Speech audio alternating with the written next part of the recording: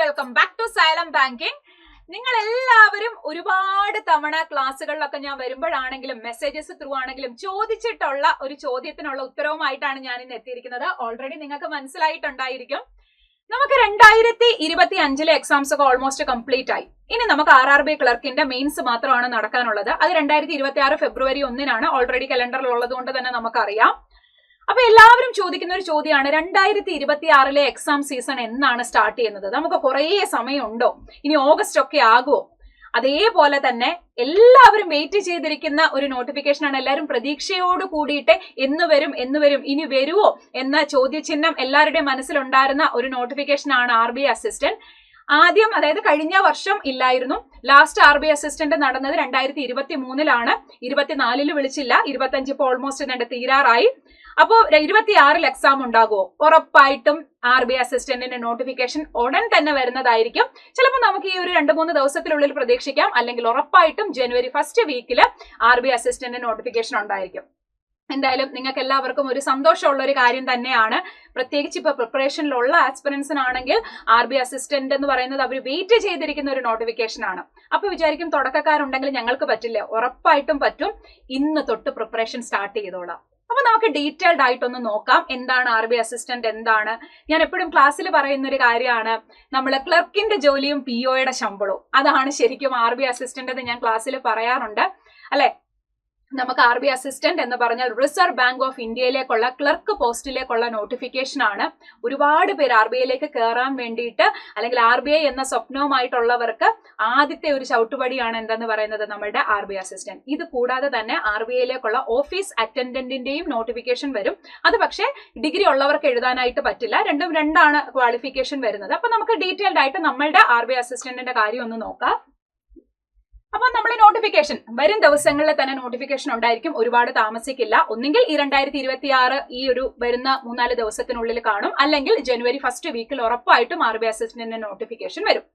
അപ്പൊ എന്നത്തേക്കായിരിക്കും നമ്മളുടെ പ്രിലിംസിന്റെ എക്സാം എന്ന് പറയുന്നത്? നമ്മുടെ പ്രിലിംസിന്റെ എക്സാം എന്ന് പറയുന്നത് ഫെബ്രുവരി ഒരു 3rd വീക്ക് ഒക്കെയാണ് നമ്മൾ എക്സ്പെക്ട് ചെയ്യുന്നത്.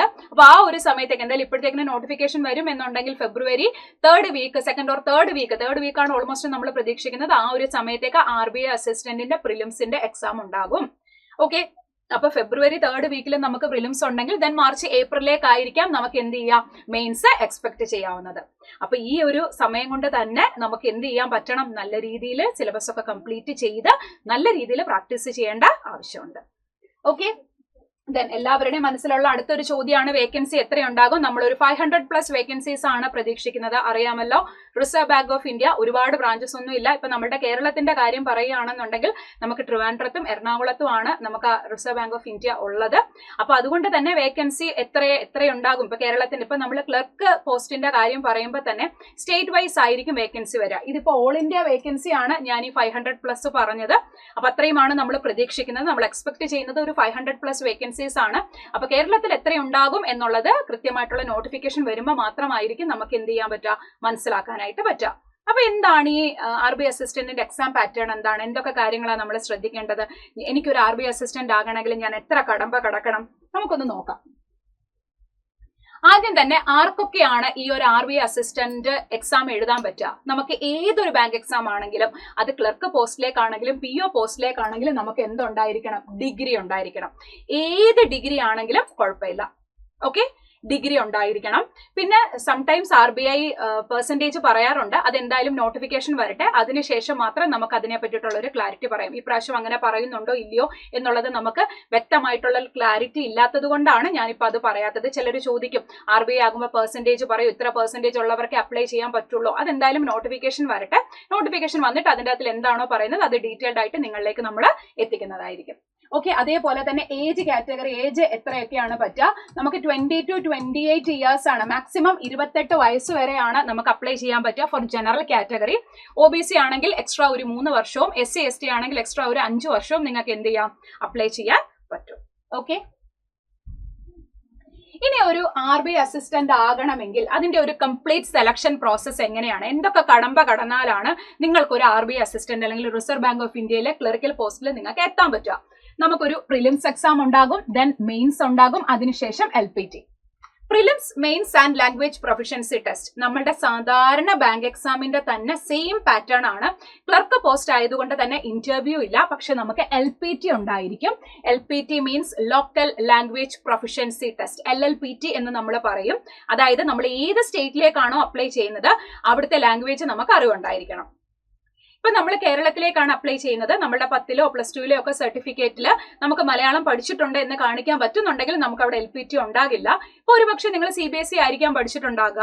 അപ്പോൾ നിങ്ങൾക്ക് സർട്ടിഫിക്കറ്റിൽ കാണിക്കാനില്ലെങ്കിൽ നിങ്ങൾക്ക് മലയാളം അറിയാം എന്നുണ്ടെങ്കിൽ യാതൊരു പ്രശ്നവും ഇല്ല. അപ്പൊ നമുക്കൊരു ജസ്റ്റ് ഒരു ടെസ്റ്റ് ഉണ്ടായിരിക്കുന്നേ ഉള്ളൂ. നമുക്ക് മലയാളം അറിയാം എന്നുണ്ടെങ്കിൽ അതൊരു ബുദ്ധിമുട്ടുള്ള ഒരു കാര്യമല്ല. അപ്പൊ ആകെ പ്രിലിംസും മെയിൻസും മാത്രമേ ഉള്ളൂ. പിന്നെ നമ്മൾ അയക്കുന്ന അല്ലെങ്കിൽ നമ്മൾ അപ്ലൈ ചെയ്യുന്ന സ്റ്റേറ്റ് ഏതാണോ അവിടുത്തെ ഭാഷ നമുക്ക് അറിവുണ്ടായിരിക്കണം.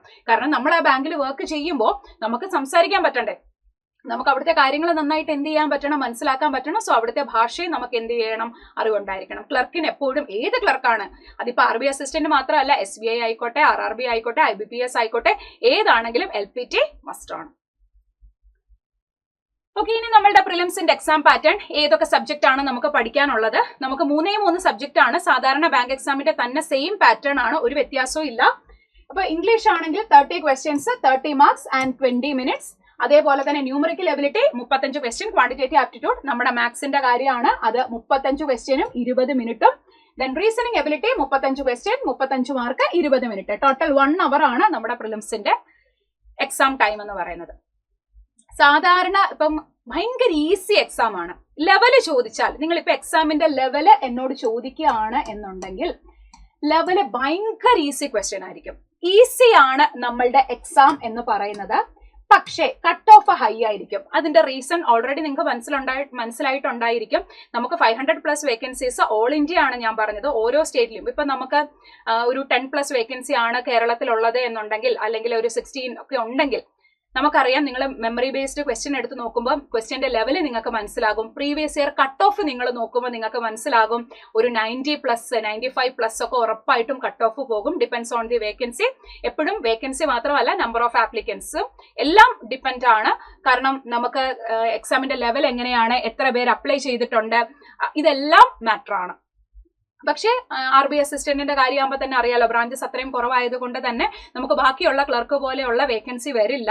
അപ്പൊ അതുകൊണ്ട് തന്നെ കട്ട് ഓഫ് ഹൈ ആയിരിക്കും. എക്സാം ഭയങ്കര എളുപ്പമാണ്, പക്ഷെ കട്ട് ഓഫ് ഹൈ ആയിരിക്കും. സോ നിങ്ങൾ സ്പീഡിലാണ് വർക്ക് ചെയ്യേണ്ടത്. ഇപ്പൊ നിങ്ങൾ പ്രിപ്പറേഷനിലുള്ള ആസ്പിറൻസ് ആണെന്നുണ്ടെങ്കിൽ നിങ്ങൾക്ക് നല്ല രീതിയിൽ കാര്യമെല്ലാം അറിയാം. അപ്പൊ നിങ്ങൾ അത് എന്ത് ചെയ്യണം, നല്ല രീതിയിൽ പ്രാക്ടീസ് ചെയ്യണം. സ്പീഡാണ് മാറ്റർ. ആ സ്പീഡും ആക്യുറസിയും ഉണ്ടെങ്കിൽ മാത്രമേ നമുക്കൊരു 95+ ഒരു റേഞ്ചിലേക്കൊക്കെ എത്താൻ പറ്റുള്ളൂ. ഞാനൊരു കഴിഞ്ഞ കുറച്ച് നാളത്തെ കുറച്ച് വർഷത്തെ RBI അസിസ്റ്റന്റിന്റെ പ്രീവിയസ് ഇയർ കട്ട് ഓഫിന്റെ വേറൊരു വീഡിയോ നിങ്ങൾക്ക് വേണ്ടിയിട്ട് ചെയ്യാം. അപ്പൊ നിങ്ങൾക്ക് അത് ഡീറ്റെയിൽഡ് ആയിട്ട് മനസ്സിലാകും. എന്തായാലും എക്സാം ഭയങ്കര ഈസിയാണ്, പക്ഷെ കട്ട് ഓഫ് ഹൈ ആയിരിക്കും ഫോർ പ്രിലിംസ്. മെയിൻസിലേക്ക് വരുമ്പോൾ നമുക്കറിയാം, എക്സ്ട്രാ നമുക്ക് ഒരു സബ്ജക്ട് കൂടെയാണ് പഠിക്കാനുള്ളത്, current affairs, general awareness plus banking awareness. ബാക്കി ഇംഗ്ലീഷ് ആണെങ്കിൽ 40 questions, 40 marks, 30 minutes. And quantitative aptitude 40 questions, 40 marks and 30 minutes. Reasoning ability again 40 questions, 40 marks and 30 minutes. Then കമ്പ്യൂട്ടറിന്റെ സെപ്പറേറ്റ് ഒരു പേപ്പർ പറയുന്നുണ്ട്. Then 40 questions, 40 marks and 20 minutes. അതേപോലെ തന്നെ general അവയർനെസ്സും 40 question, 40 mark, 25 minute. Total 135 minutes ആണ് നമ്മളുടെ time എന്ന് പറയുന്നത്.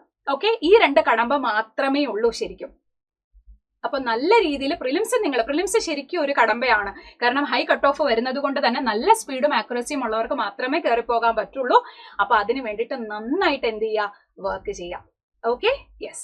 ഇതിപ്പോ നോട്ടിഫിക്കേഷൻ വരുമ്പോൾ ഡീറ്റെയിൽഡ് ആയിട്ട് അതിൻ്റെ അകത്തിൽ ബാക്കിയുള്ള കാര്യങ്ങൾ ഉണ്ടായിരിക്കും. അപ്പോൾ നോട്ടിഫിക്കേഷൻ വരുമ്പോൾ തന്നെ ഉറപ്പായിട്ടും നമ്മൾ നിങ്ങളിലേക്ക് എത്തിക്കുന്നതായിരിക്കും. ഓക്കെ, അപ്പം ഇത് കിട്ടാൻ എന്താണ് വഴി എന്ന് എല്ലാവരും എന്നോട് ചോദിക്കാറുണ്ട്. ഇതെന്നല്ല, ഏത് കോമ്പറ്റേറ്റീവ് എക്സാം ആയിക്കോട്ടെ അതിനൊരൊറ്റ കാര്യമേ ഉള്ളൂ, consistency. First of all entire syllabus complete ആക്കുക, നല്ല രീതിയിൽ പ്രാക്ടീസ് ചെയ്യുക. അപ്പോൾ ഒരു ദിവസം ചെയ്തു, പിന്നെ 2 ദിവസം ചെയ്തില്ല, അതുകൊണ്ട് യാതൊരു കാര്യമില്ല. ചിലർക്ക് കോൺസെപ്റ്റ്സ് ഒക്കെ അറിയാം, എനിക്ക് സ്പീഡില്ല എന്ന് ഒരുപാട് മെസ്സേജസ് എനിക്ക് വരാറുണ്ട്. അവരോടൊക്കെ ഞാൻ ഒറ്റ കാര്യം മാത്രമാണ് പറയുക, കൺസിസ്റ്റൻസി ഇസ് ദി കീ. ഏത് കാര്യത്തിനും നമുക്ക് ആ ഒരു കൺസിസ്റ്റൻസി ഉണ്ടായിരിക്കണം. ആ കൺസിസ്റ്റൻസി ഉണ്ടെങ്കിൽ ഉറപ്പായിട്ടും നമുക്ക് എന്ത് ചെയ്യാൻ പറ്റും, എക്സാം ക്രാക്ക് ചെയ്യാൻ പറ്റും. ഇപ്പൊ തുടക്കക്കാരാണെങ്കിൽ ഞങ്ങൾ ഇതിനു വേണ്ടിയിട്ട് പ്രിപ്പയർ ചെയ്യണോ? ഡെഫിനറ്റ് ആയിട്ട് നിങ്ങൾ പ്രിപ്പയർ ചെയ്യണം. നിങ്ങൾ സ്റ്റാർട്ട് ചെയ്തോ, 4 സബ്ജക്റ്റ് ആണ് നമുക്കുള്ളത്. അതിൽ ആദ്യത്തെ 3 subject quantitative aptitude, English and reasoning, ഈ 3 സബ്ജക്റ്റിന്റെയും entire syllabus first of all complete ആക്കുക. നിങ്ങൾ ഇപ്പൊ സ്റ്റാർട്ട് ചെയ്യുമ്പോൾ തന്നെ ഇത് കഴിഞ്ഞ് ഒരുപാട് എക്സാംസ് ഇനി വരാനുണ്ട്.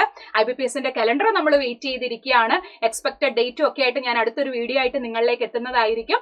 അപ്പോൾ ഇപ്പൊ തന്നെ പ്രിപ്പറേഷൻ നിങ്ങൾ സ്റ്റാർട്ട് ചെയ്തോളാം. ഓൾറെഡി പ്രിപ്പറേഷനിലുള്ള ആസ്പിറൻസ് നിങ്ങളുടെ പ്രിപ്പറേഷൻ ഒന്നും കൂടെ കൂട്ടുക. ഇപ്പൊ ഓൾറെഡി നിങ്ങൾ പ്രിലിംസ് ഒന്നും ചെയ്യുന്നുണ്ടായിരിക്കില്ല, കാരണം RRB ക്ലർക്കിന്റെ പ്രിലിംസ് കഴിഞ്ഞത് കൊണ്ട് നിങ്ങൾ മെയിൻസിന്റെ പ്രിപ്പറേഷനിലായിരിക്കും. ബട്ട് ഇപ്പൊ ഇനി RB അസിസ്റ്റന്റിന്റെ നോട്ടിഫിക്കേഷനും കൂടെ വരുന്നത് കൊണ്ട് തന്നെ നിങ്ങൾ ഉറപ്പായിട്ടും എന്ത് ചെയ്യണം, പ്രിലിംസും കൂടെ ഇതിന്റെ കൂട്ടത്തിൽ പ്രാക്ടീസ് ചെയ്യണം. Okay, yes. അപ്പൊ ബേസ് മുതൽ പഠിക്കാൻ ആഗ്രഹിക്കുന്ന, ഇപ്പൊ മേ ബി നിങ്ങൾ തുടക്കക്കാരാണ്, എങ്ങനെ പഠിക്കണം, എവിടുന്ന് തുടങ്ങണം, എന്ത് ചെയ്യണം എന്നൊന്നും അറിയാതെ വിഷമിച്ചിരിക്കുന്ന ആസ്പിറൻസ് ആണ് എന്നുണ്ടെങ്കിൽ നിങ്ങൾക്ക് നമ്മളുടെ bank regular batch 2026 complete bank and insurance എക്സാംസിന് വേണ്ടിയിട്ടുള്ള നമ്മളുടെ ഒരു ബാച്ചാണ് ബാങ്ക് റെഗുലർ ബാച്ച്. അപ്പൊ ഇതിൽ നമ്മൾ പ്രിലിംസും മെയിൻസും ഇന്റർവ്യൂവും ഗ്രൂപ്പ് ഡിസ്കഷനും എല്ലാത്തിനുമുള്ള ഒരു സപ്പോർട്ട് നമ്മൾ നിങ്ങൾക്ക് പ്രൊവൈഡ് ചെയ്യുന്നതായിരിക്കും. സോ നന്നായിട്ട് നിങ്ങൾ ബേസ് തൊട്ട് പഠിക്കാൻ. അപ്പൊ എല്ലാവർക്കും ഒരു ഡൗട്ട് ഉണ്ട്, ഞങ്ങൾ മാത്സ് ബാക്ക്ഗ്രൗണ്ടിൽ നിന്നല്ല, ബേസ് തൊട്ട് എടുക്കുമോ? ഉറപ്പായിട്ടും ബേസ് തൊട്ട് തന്നെയായിരിക്കും നമ്മൾ നിങ്ങളിലേക്ക് ക്ലാസ്സസ് എത്തിക്കുക.